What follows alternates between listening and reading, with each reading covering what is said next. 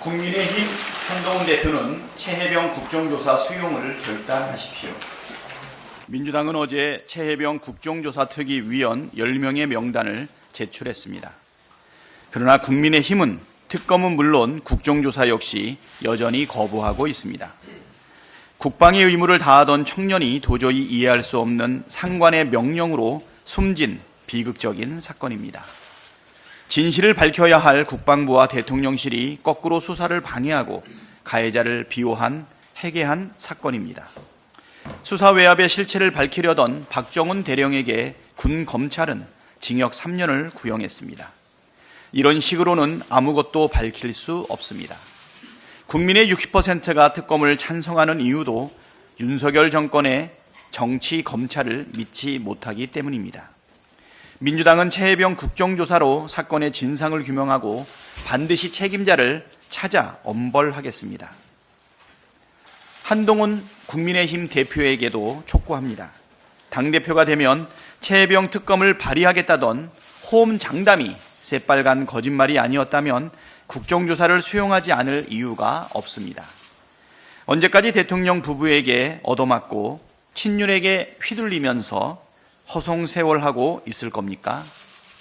이럴 때일수록 빠르고 과감한 결단으로 국민께 뭔가 보여드려야 한동훈 대표의 장래도 밝아지는 것 아니겠습니까? 자신이 스스로 한 약속을 지키지 않는다면 국민께서는 한동훈 대표를 거짓말쟁이로 여길 것입니다. 국가를 위해 순직한 장병을 예우하는 것은 보수의 기본 가치입니다. 국민의 힘이 진정 보수정당을 자처한다면, 한동훈 대표가 진정 국민 눈높이를 중요하게 여긴다면 이런저런 핑계대지 말고 민심에 따라 국정조사에 적극 협조하십시오. 민생은 민주당입니다. 싸우면서 일하고 일하면서 싸우겠습니다.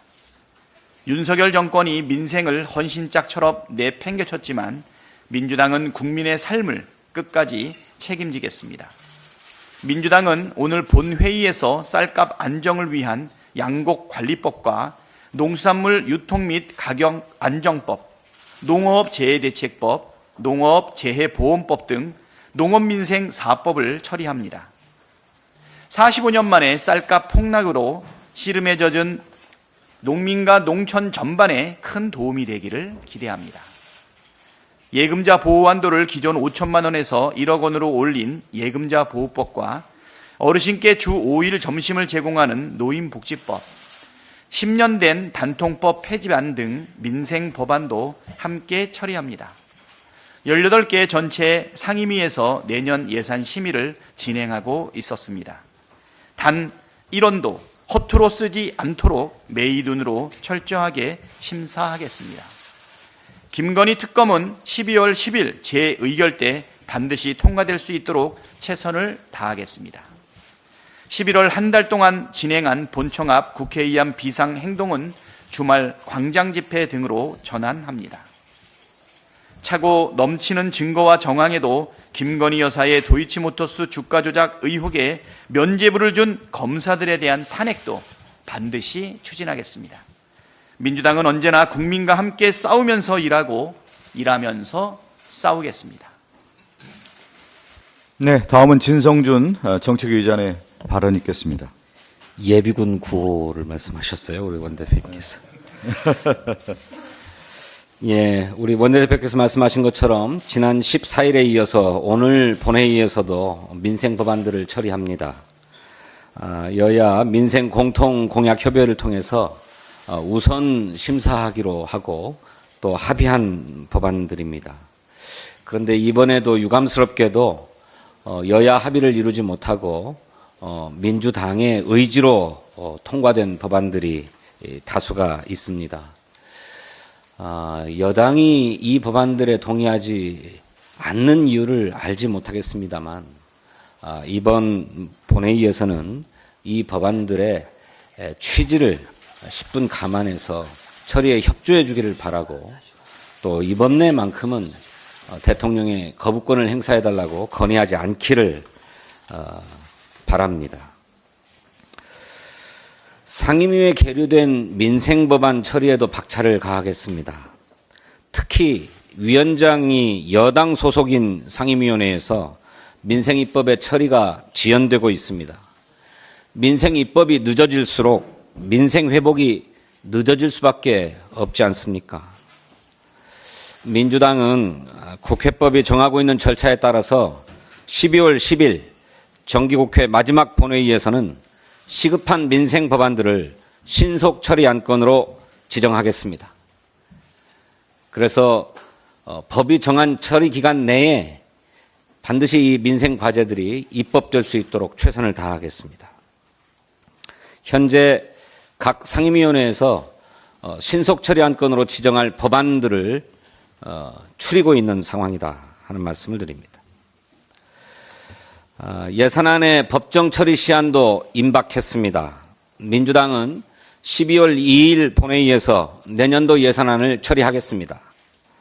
예산심사의 대원칙은 민생예산 업, 윤심예산 노입니다. 대통령의 쌈짓돈으로 전락한 예비비와 검찰, 대통령실 등의 권력기관의 특수활동비, 특정 업무 경비 등은 상임위와 예결위의 심사 결과대로 삭감하겠습니다.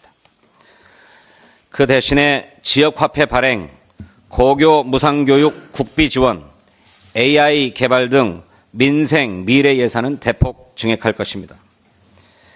이 같은 대원칙 아래 쪽지 예산, 민원 예산 허용하지 않겠습니다.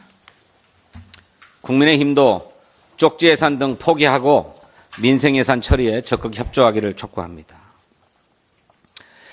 정부가 이르면 이번 주에 소액주주 보호를 강화하는 내용의 자본시장법 개정안을 발표할 예정이라고 합니다. 의무 공개매수제도 도입, 합병 등 자본거래 시 공정가액 도입, 물적 분할, 동시상장 시에 모회사 주주에게 신주 배정 등을 검토 중이라고 알려졌습니다. 대부분 우리 민주당이 이전부터 계속 그 입법 필요성을 주장해왔던 내용들입니다. 지금이라도 정부가 개인 투자자 보호를 위한 대안 마련에 나선 점은 다행입니다. 그러나 정부 여당은 본질적 문제를 외면하고 있습니다. 코리아 디스카운트의 핵심 원인은 후진적인 기업 지배구조에 있습니다. 개별 사안마다 그때 제도를 개선하는 식으로 근본 문제를 해결할 수는 없습니다. 기업 지배구조를 선진화하기 위해서는 이사의 충실 의무를 주주까지 확대해서 재벌 일가와 지배주주의 지배권 남용을 막아야 합니다. 그런데 국민의힘의 자본시장법 개정안은 이러한 근본적인 대책은 빠져 있고 물적 분할, 합병과 같은 특수 상황에 대한 조치 규정만 담겨 있습니다. 말 그대로 뒷북 입법입니다. 이 정도 조치만으로는 제도의 허점을 이용해서 기업 지배구조의 편법 개편과 꼼수 승계를 지속하게 될 것이 불보듯 뻔합니다. 땜질식 처방으로는 대한민국 주식시장의 신뢰를 회복할 수 없습니다. 반복되는 소액주주 피해를 근절하고 기업 가치를 제고하기 위해서는 기업 지배구조 선진화를 위한 상법 개정이 절실합니다. 민주당은 오는 4일 상법 개정 어떻게 할 것인가 라고 하는 것을 주제로 두 번째 정책 디베이트를 개최합니다. 이해 당사자인 기업과 투자자가 직접 나와서 토론함으로써 공통점과 차이점을 확인하고 합리적인 조정안을 마련하는 그런 계기로 삼겠습니다. 국민 여러분의 많은 관심을 부탁드립니다. 감사합니다. 네, 다음으로 김용민 정책수석의 발언 있겠습니다. 네, 저도 예산 얘기를 좀 해야 될 것 같습니다. 헌법 54조 제2항에 이렇게 되어 있습니다. 국회는 회계연도 개시 30일 전까지 예산안을 의결하여야 한다. 이렇게 되어 있습니다.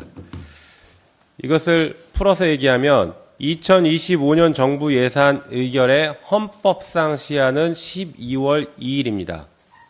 이 12월 2일은 법률에서 정한 기한이 아니라 헌법상 의무 기한입니다.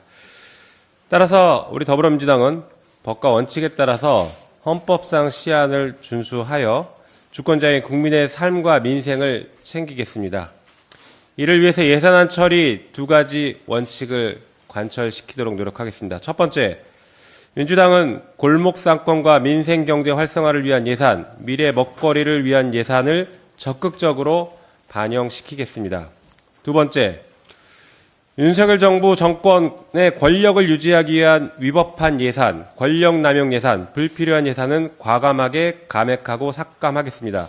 특히 영수증도 제출하지 못하는 대통령실, 검찰, 경찰, 감사원 특수활동비는 전액 삭감하고 위법한 시행령에 따라 만들어진 조직인 법무부의 인사정보관리단, 행안부의 경찰국 등에 대해서는 역시 전액 삭감하도록 하겠습니다. 국회의 예산심의권을 적극 활용해서 불법적으로 운영되었던 국가기관을 정상화시키겠습니다. 한편 윤석열 대통령은 2025년 정부 예산안을 편성하면서 주권자인 국민께 보고조차 하지 못했습니다. 싫은 소리 듣기 싫어서 시정연설을 거부했다라고 하는데 참으로 부끄러운 대통령입니다. 대표 없는 곳에 세금 없다라고 합니다. 국민의 대표인 국회는 국민의 편에서 예산안을 헌법상 기한 내에 반드시 처리하도록 하겠습니다. 이상입니다. 네, 다음으로 김승원 법사위 간사님의 발언 있겠습니다. 네. 지난 11월 25일 검찰이 얼마나 정치적이고 부조리하였는지 다시 한번 확인할 수 있는 법원의 판결이 있었습니다. 전 법무부 차관 김학의의 해외 도피를 막고자 긴급하게 출국 금지를 지켰던 당시 차규근 출입국 본부장, 이규원 검찰 과거사 진상조사위원회 파견검사, 이광철 민정비서관이 직권을 남용했다며 기소한 사건이 무죄로 선고됐습니다. 윤석열 총장 휘하의 친윤검사들이 도망가는 도둑을 도망가지 못하도록 한 정당행위가 직권남용이라는 희대의 코미디 기소를 한 것이 법원에 의해 명백히 무죄로 드러난 것입니다.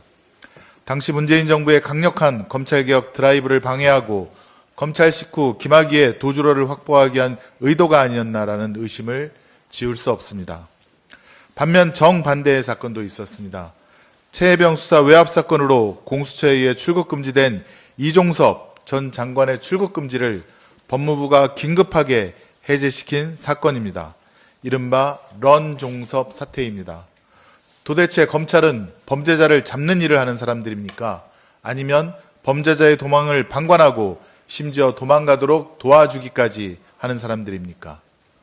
한편 이번 무죄가 선고된 김학의 출국 금지 사건을 기소한 검사의 이름이 눈에 익숙합니다. 바로 이종섭 검사입니다.